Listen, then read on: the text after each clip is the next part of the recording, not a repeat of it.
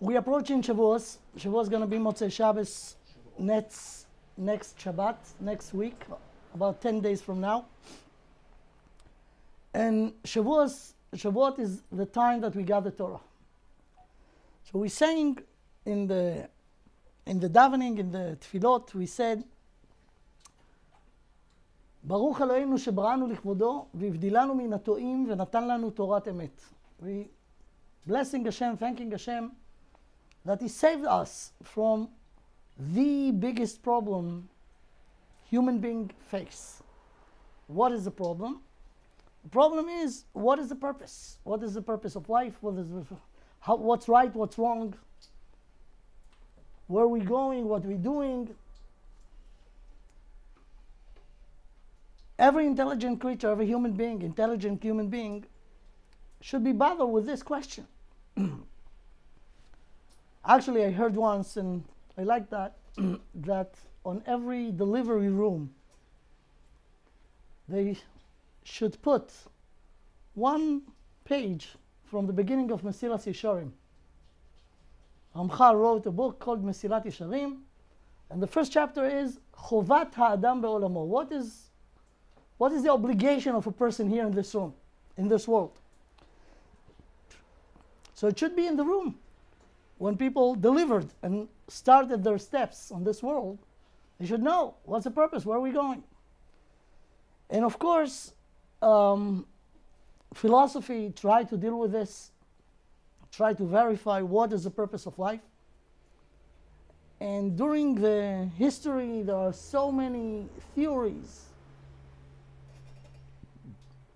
Philosophers who put a lot of effort in order to really verify what is the goal, what is the purpose. The problem is that even the most brilliant, sophisticated theory suffer at the end of it suffer from the biggest question. Who said that this is the truth? And the answer is that there is no such a thing, truth. You have to find meaning in life. So that's what I could offer you according to my wisdom, that's what the philosopher will tell you. And if you ask the philosopher, you sure? If he'll be honest, he will tell you, no, I'm not sure. That's what I know. It's true to this moment, after all what I learned, but I keep learning. And tomorrow, I might learn something new that I could not just ignore and put it in my theory, and it might change the theory from this end to the other end. And it happened. It happened during the history many times. The bottom line is very, very sad. No one knows what's the truth. And actually there is a whole issue by itself if there is such a thing called truth. So I want to give the Jewish point of view on this. And it's very important for every Jew to know it. And this is actually what we're declaring over here. And that's why we're thankful so much to Hashem. And we're blessing Him every day that He gave us Torat Emet, a true direction. Torah are instructions. Torah show you what to do. And the Torah called Torat Emet, the truth. So let's start with a question. If there is such a thing called truth, what is the definition of truth? What is truth? So again, I'm going to give the Jewish point of view, which is the truth, but not too many people know about it. As you know, anyone who learned or saw or heard, at least from me, lectures, I'm almost every time bringing this, that there is an amazing key in the Holy Language, and it's the root of the word. The root of the word is the essence of the word. So every word is not just arbitrary, but the letters, the way they combined, the order, show you, if you know how to look at it, the essence of the things. And there is a lot of wisdom in every letter in the Hebrew alphabet, and of course the combination of them to words. So let's define what is emes, what is emet, what is true. As you see, the letters are Aleph, Mem, and Taf. Emet, when I want to verify the truth, only me could verify the truth. Me, I mean any human being. You have to be an intelligent creature in order to be bothered. What is the reality around you? And you want to be it to be the accurate, to be the truth. So I want to know what is reality. What are the tools that I use in order to verify the reality? So there are two basic tools: the senses, the five senses, the sight, the hear, etc. 5 senses. But it's not enough. Aside from that, I have my ability to think, to ask if the senses really giving me true picture about the reality. And we know, it took time, but now we know that the senses do not give us accurate picture of the reality around us. Meaning, I see stuff, I see things around me, but I don't see everything that exists. The ability of sight is limited. There are things that are too small that the eye could not verify or recognize. Of course, it doesn't mean that they not exist. They exist, but they're too small for you to realize that they're there. There are things that very far, that the eye could not reach them because they're far. So after we realized this during the history, that our sense is giving us a partial picture of the reality around us, we try to improve them. So by the microscope, I could see more than my regular eye could give me. The picture could be clearer. I could see even small things. But even after the microscope, I could not see everything. I could see more, but I not see all. With, magnifying, you could see far, but there is even something that further than this, meaning the improvement is not an improvement of the quality, but the quantity. We still, after all the very sophisticated instrument that we have, we could see more, but we could not see all. And from philosophical point of view, it's very frustrating. Why? Because I still know that I do not know. And when I know that I do not know, in a way I know better. I know more accurate what I know, but I could not claim that I know the reality. The reality is bigger than we could ever will be able to see or to recognize. Therefore, many people, philosophers, got to this conclusion. Even if there is truth, there is no way to really get it. Therefore, it's not relevant to us, because you cannot ever realize it. And from here, they came to this conclusion, which is so stupid, but people use it. You know what? Forget about looking for the truth. You will never find the truth. We know that from psychological point of view, not philosophical point of view, psychological point of view, human beings need meanings in order to feel that there is any value to his life. So you need meaning. Of course, the best way is to know the truth, to know the reality, and live according. But because you will never be able, and yet you still need you have the need of meanings, they find a very interesting but so silly solution. You want the truth. You realize that you could not get it, but you need meaning, so make it up. Make up meaning for yourself. And from here comes this slogan, everyone with his own truth. You just make the truth. You make your philosophy or theory according to your best ability. That will be your truth, and that's it. And that will be your meaning. Of course, it's fake, because from absolute point of view, it's playing games. It's not real. Either you know it or not. The thing is that the real nature of the human essence is that everyone needs meaning. Real meaning, not fake meaning. Therefore, this solution is not good.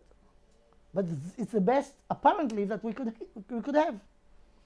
Here comes the Judaism to the picture and said, no, no, no, no, no. That's not the solution. There is real truth. There is real reality. And here's a way to present it.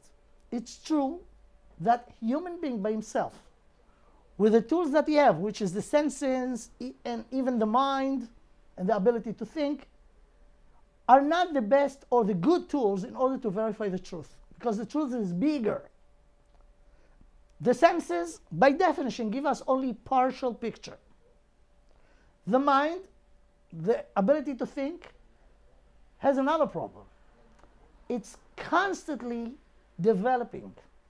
What I know what I know today is not what I knew yesterday or 5 years ago or 10 years ago. Therefore, what I know today, it's not what I'm going to know tomorrow and 5 years from now or 10 years from now. So it's in constant development, meaning that you will never know what's really is the reality. So what is the solution to this? The Judaism solution to this, and this is the philosophical point of view of all the amazing things that happened when we celebrate Shavuot, Matan Torah, we have to know the things that we discussed now. Come the Jews and say, we know the truth. No one could know the truth, not even us, but we know it. Not because we're smarter than others, even though it's true, but not because of that. We know the truth because God, the creator of the reality, the entire creation, the entire reality, talked to us. And he told us about the creation that he created. There is no authority more than the one who created the reality to know what is the reality. And we claim an amazing claim that he talked to us and he revealed this to us. And this is the meaning of Torah Emet. Torah Emet. This is an amazing claim. You have to know that. It's unbelievable. So we're saying the following. The truth is only one. There is no two truths. Truth is reality. Let me now explain in the wisdom of the letters of Lashon HaKodesh what is Emet. So let's see a few sources. First, this bracha, famous bracha, before we read the Torah, in the morning in Birkot HaShachar we say it, Baruch Ata Hashem Elokeinu Melech HaOlam. We're blessing God, the King of the universe, Asher Bachar Banu Mikol Ha'amim. This is an amazing gift that He gave us. He chose us from all the nations of the world, and we're saying this, Bachar Banu Mikol Ha'amim. And even the nations know that. They knew that we are the chosen people. God chose us to give us what? V'natan lanu et Torato. He gave us the Torah. And we're blessing Him. Baruch Ata Hashem noten Torah. Thank you, God, that we gave us the Torah. Now what is the Torah? This is the bracha that we sang before the read the Torah. After you read the Torah, you said another bracha. ברוך אתה השם אלוקינו מלך העולם אשר נתן לנו תורת אמת. And some people, say תורתו תורת אמת. But anyway, it's תורת אמת. And here, in the former bracha, we said תורתו. He gave us the Torah. But after we read the Torah and understand the Torah, we blessing God that He gave us the truth. תורת אמת. וחיי עולם נטע בתוכנו, ברוך אתה השם נותן התורה. When we say the brachot of the haftarah, we say the same thing. הבוחר בנביאי האמת והצדק. The Nevi'im, the prophets, God, the words of God. And this is the absolute truth. And we're blessing God for this. אשר נתן לנו תורת אמת. תורת אמת. In another place in the davening, in ובא לציון, if you know, we said, ברוך אלוהינו שבראנו לכבודו והבדילנו מן הטועים ונתן לנו תורת אמת. We're blessing God that He created us and separated us. Be aware of this. Min hato'im. The meaning of the word to'im is wandering. The people who are keep wandering. And they have theories, but they are not sure about it. So they're trying to find another one and another one. And even after they find the last one, they still have the doubt and the question mark, who said that is it? So they keep wandering. To'im. To'im is not making mistakes, that with the tet. Even though those to'im are making mistakes, but even if they think they not making mistake, they're not sure. They could not be sure that they got it the way it is. So we're blessing God that He saved us from being wandering, from being making mistakes. ונתן לנו תורת אמת. He gave us the Torah. He gave us the truth. Now, let's try to define according to the wisdom of Lashon HaKodesh, the only language, what is emet. If you take the letters of the word emet and change the order, you will find this word, ta'am. Ta'am is match. Mat'im, matching. The meaning of this is the following. Listen to this carefully. It's deep. As intelligent person, intelligent creature, I want to understand the world around me. So I got the senses, I got the ability to think, to criticize the senses, and put them in the right limits, understand what they could give me and what not. And now, when I'm knowing all of it, I know all of this, I'm trying to verify the truth around me. So let's give an example. Let's say I see this chair. I see a chair over here. I see it with my eyes. I look at it. I could say, okay, I try to understand what is this. I could tell you this is a chair. When there is a chair, be aware of the following. The chair or anything that I want to verify has objective existence outside of me. Before I was here, the chair was here. It's not because of me that the chair is here. The chair and me are two different things, and the chair or anything that I want to verify in the reality is there objectively without asking me if I really agree that it will be there or not. It's there, right? Now, I try to understand the reality around me. I'm checking something, I decided this is a chair, this is a sofa, this is a wall, this is a person. If the definition of truth, in this level at least, is the following. If there is matching between the thing, for example, the chair, and how I get it, there is a match, this is truth. Truth is if there is match, hat'ama. If what I think or the way I understand it match what it is, if this is truth. Now, just to make it sharper, let me give you an extreme example. Again, I want to verify this chair. I look at it, check it from all angles, try to really make a thorough research about it, got to the conclusion that this is a pickle. So there is a chair, but in my mind it's a pickle. And when I say pickle, I didn't mean that in any very weird language, they call it, instead of a chair, a pickle. I see the chair and I really think it's a pickle, meaning it's soury, and if you put it in a pita and eat it, it will be a taste of a pickle. Meaning there is no connection whatsoever between the thing, the way I understand it. No matching. That's a lie. A lie is the opposite of a true, and true is when there is a match between what I think about it and what it is. Another thing that we have to know about this, it's very, very important to understand this. If there is a mistake between what is the thing and what I think about it, the mistake is always not in the thing, but here, in me. The mistake could not be in the thing. The thing is the reality. This is the thing. So if there is no match, the mistake is always in me. Okay? Now, this is what emet. Emet is matching, hat'ama, between what I think about it and what it is. In Hebrew, it's unbelievable. Look at this.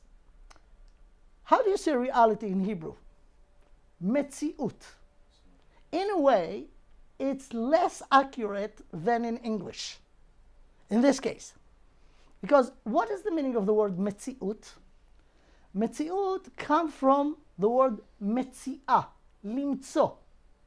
How I find it. So in a way, it makes it subjective, how I find it. In English, it's more accurate because it's reality. Reality means real. Real. The way it is. Because what, as we said in the beginning, what I think about things is not ever what they are really. I get it partially. Because the tools are very limited. So it's more reality than metziut. But in Hebrew, we called it metziut. Emet, the definition of emet is matching between the thing and how I get it, how I find, how I see it. There is a Gemara, a very interesting Gemara in Masechet Shabbat, in Daf Kuf Dalet. You maybe heard part of it, but let's see it in the source. The Gemara brings over there that came a little kids to Beit HaMidrash one day and says amazing things that they learned about the Jewish alphabet. And they explain every letter, Aleph, Bet, Gimel, Dalet. When they got to the letter Shin, they said that the letter Shin,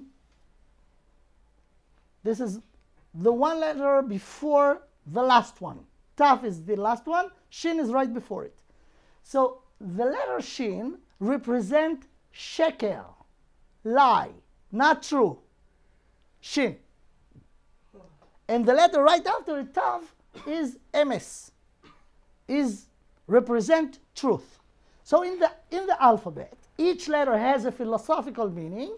The letter Shin represents the sheker, the lie, and the letter Tav represent the truth. Ask the Gemara, why? How? Says the Gemara the following: Sheker mekarvan milei, emet merachka milei. How do you write lie in Hebrew? 3 letters: Shin, Kuf, Resh. Sheker. Sheker and emet, right?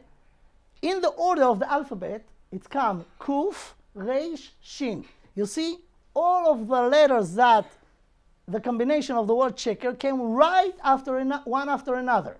Not in the order, but right after another. First Kuf, then Resh, then Shin. Mekarvan milei.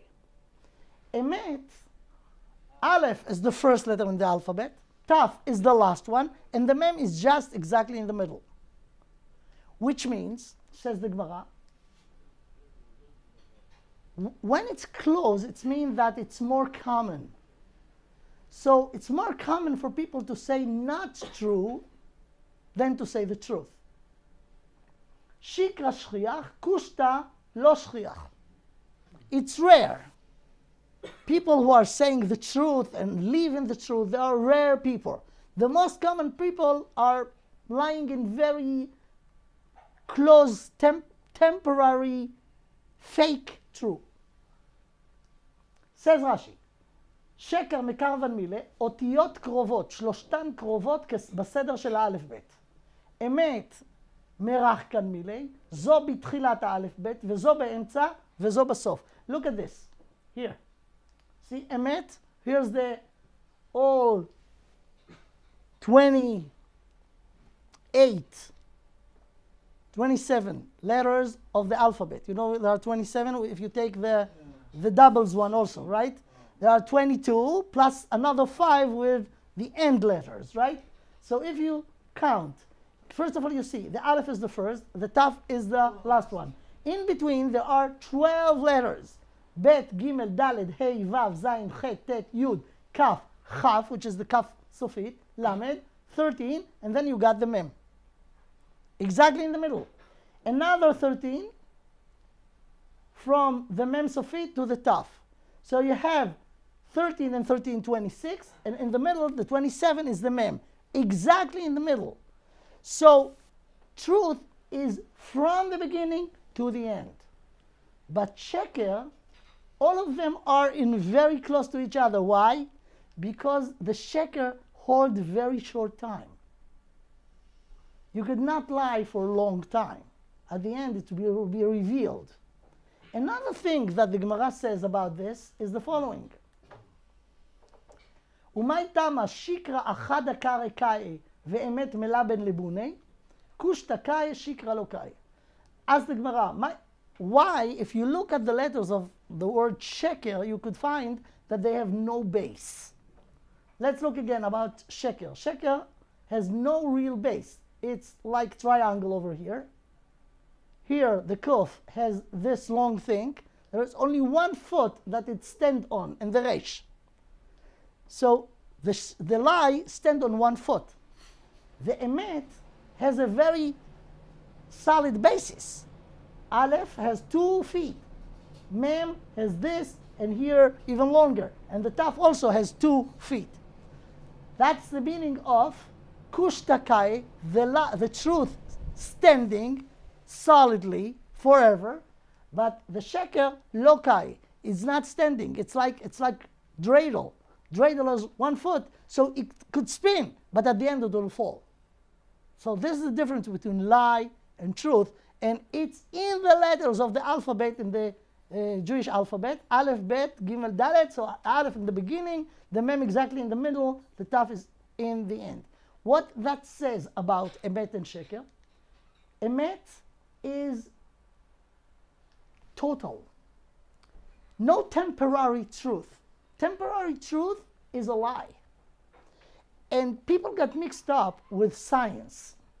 Science speaks about scientific truth, right? Scientific truth is a lie. Why?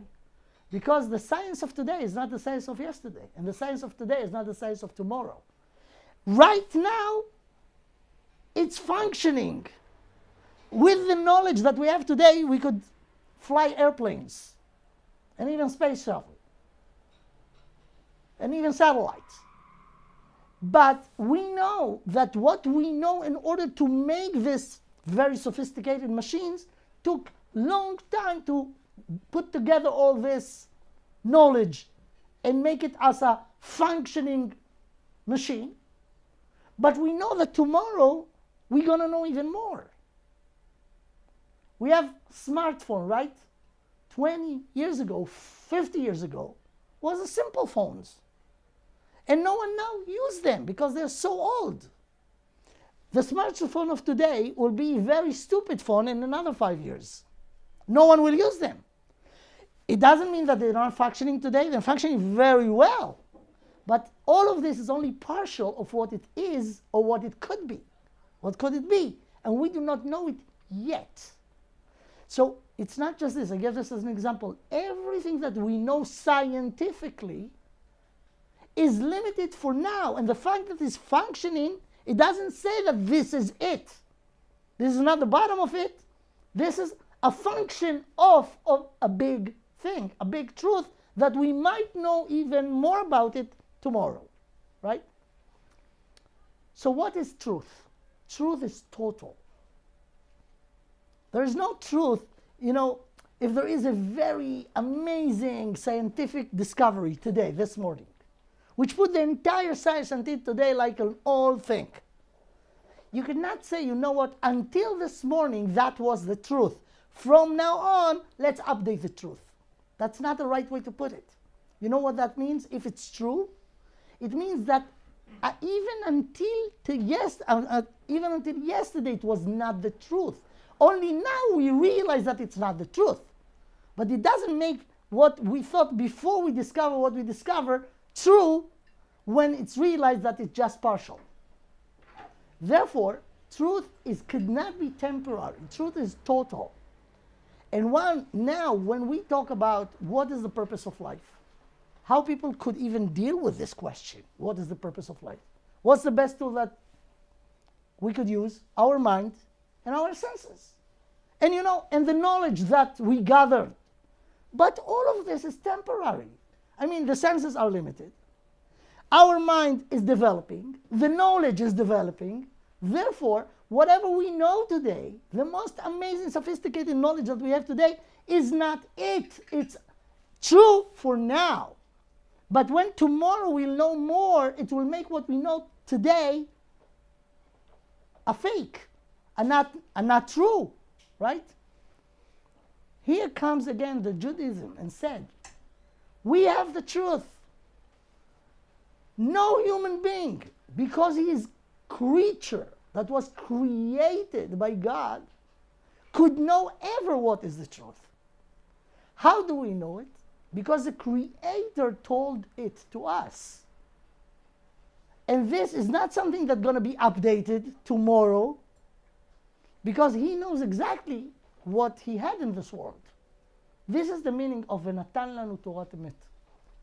Meaning, when we approach Chag HaShavuot and we try to understand what the Torah is, what Matan Torah is, the amazing, great gift of Matan Torah is we got the truth. And again, we going to Hashem and we saying, thank you Hashem that you separated us from those who are wander and will keep wandering to the end of days, because they have no access to what you gave us. So bless you, God, that you gave us the Torah emet.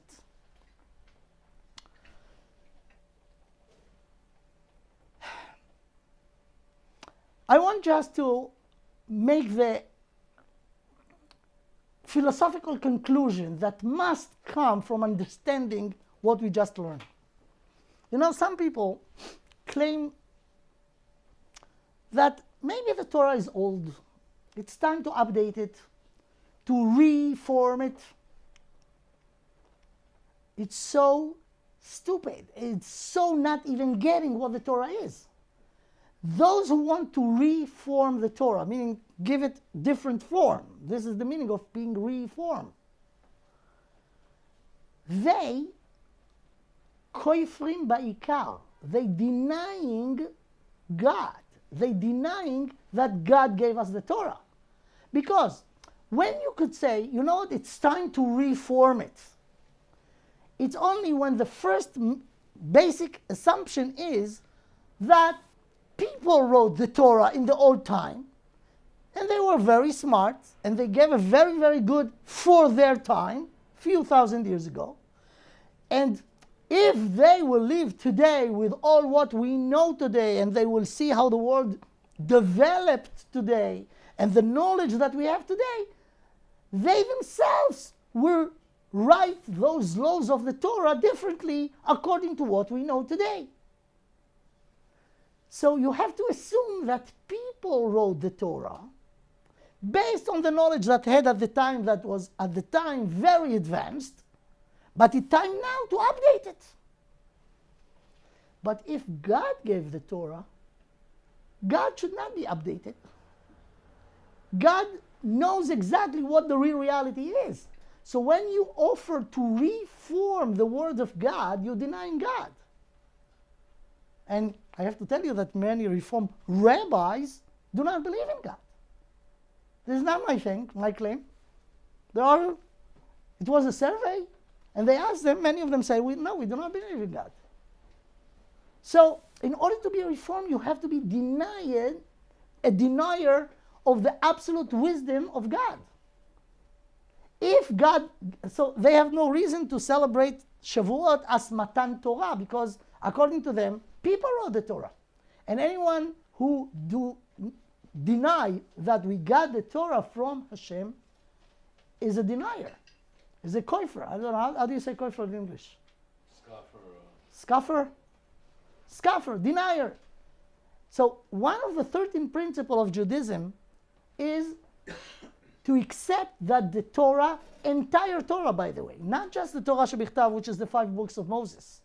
The 5 books of Moses, even if you agree that all 5 of books of Moses was dictating to him from God, and God told him every letter, he didn't put together anything from his mind. Even if you say that every letter from the Torah is from Hashem, from God, but the explanation, meaning the meanings of the words, the meaning of what's written there, was made up by people, you taking the entire Torah and make it a human thing and not godly. And this is one of the 13 principles that the Rambam says, anyone who deny, scoffer in those principles, he took himself out of the Jewish nation. Hotzi et atzmo miklal Yisrael. Because the entire claim is that the entire Torah, the written Torah and the oral Torah, which is the explanation of the written Torah, was given from God to Moshe. Meaning it's not the wisdom of Moshe Rabbeinu, it's not the wisdom of the prophets, it's not the wisdom of the sages, of the scholars. They have nothing to say on this. This is the Torah of God. This is what we're celebrating in Shavuot. The absolute truth that comes from God. Now, another thing that we have to address. It's true. You read the Torah, you try to match it with the modern life, many things will be amazingly fits our values of today. But what if you find in the Torah anything, and there is more than one thing, that completely not fit what we call the modern world? The values changed. The values of today are not the values of 50 years ago, for sure not 500 years ago, or 3,000 years ago, right? So what happened? We actually used to, when we grew up and educated in the system of the modern system of today, we believe that we are living in a better world of the old time. We are more advanced, more developed. The values changed. Many values changed. So when you take the set of values that you have today in the Western society, match them to the values of the Torah, you will find many matches. But you'll find many more things that the modern society, the modern values could not accept. And it's written in the Torah. So you find here a contradiction between what do you believe or the Western society believe today and what the Torah says. Now, if the Torah is a human work, human value, people wrote it, you could say, no, it doesn't match, I deny it. But if those are the word of the Creator, and you have values in the Torah that contradict your values, or the Western society value, many people do not think even twice. Of course our values are more updated, therefore it's old-fashioned, it's not relevant. As Jews, we know that we have the absolute truth of the Creator that is emet. Emet is total. It's never changed. And if the modern values not fit this, the problem is, remember, is in your values. There is never mistake in the reality. The mistake could be in the one who observed the reality. The mistake is always not in the reality. And the reality is the Torah. So now check it as a Jew. Look at your values. Read the Torah from the beginning and the end. Make a list of things that not match. And work on it. You should know that what you think based on the education that you got in the Western society, this is the mistake. This is the wrong. Because the reality is the reality of what God gave us. And this is going to be a big shock for many people. Secular and frum people. Because many frum people, many people who believe in the Torah, believe in Torah Mishamayim, will find things in the Torah that will not match or even contradict what we educated or think or used to think in the Western society. And for sure we know that this is the truth, the Torah, not what people think. The proof? What people think today is not what they thought 50 years ago. Therefore, it's not what they're going to think 50 years from now. Therefore, it's stupid and it's not true. It's a fashion of today. It's temporary. When you compare the temporary to the permanent takes. And this is the Torah. So, every year as Jews, we're getting out of Mitzrayim in Pesach. We sang this in the Haggadah Shel Pesach. Every Jew obligated, חייב אדם לראות את עצמו כאילו הוא יצא עכשיו ממצרים. Because according to the Kabbalah, the spiritual chances that make it possible for the technical, physical, historical Yetzias Mitzrayim coming again every year. And in every year, at the time of Yetziat Mitzrayim, you could get out of your Mitzrayim. Everyone has a Mitzrayim. Mitzrayim is when you capture in a place that force you to be a slave to their values or to their way of thinking. This is the Mitzrayim. So to get out of Mitzrayim is to get out of being captured. Every year we're getting out of Mitzrayim, and 50 days after we went out of Mitzrayim, we're standing in front of Har Sinai, the Mount Sinai, and getting the Torah. So our work is to re-get the Torah every year in Shavuot.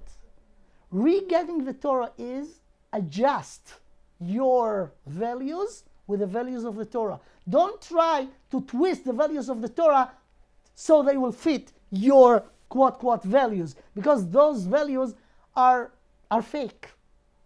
Again, the values of today are not the values of tomorrow. It's flexible, it's liquid, it's not real, it's not serious, it's fake.